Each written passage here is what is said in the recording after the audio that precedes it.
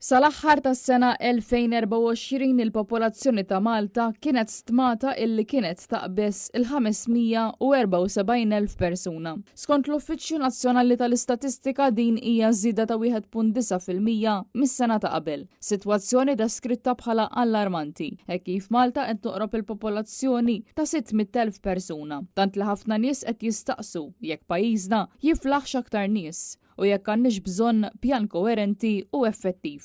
Dan intqal fl-editorjal tal-Gazzetta The Malta Independent on Sunday fejn tqajjem tħassib dwar l-impatt negattiv li qed tħalli din iż-żieda fil-popolazzjoni fost ħafna individwi għaliex kull fejn imorru qed iħossuhom bħal donhom qed jifgaw u li ma hemmx serenità.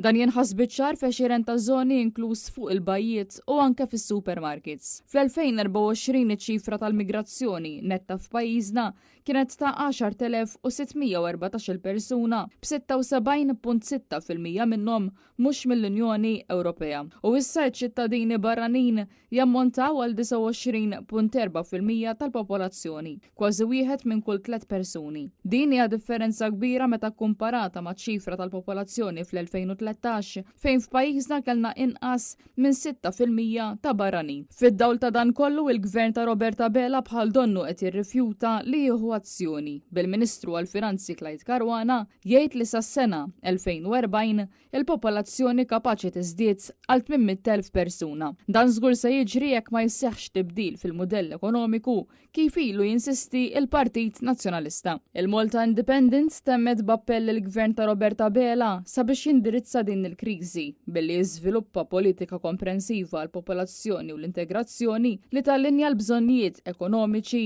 mal-iżvilupp sostenibbli u l-koeżjoni soċjali.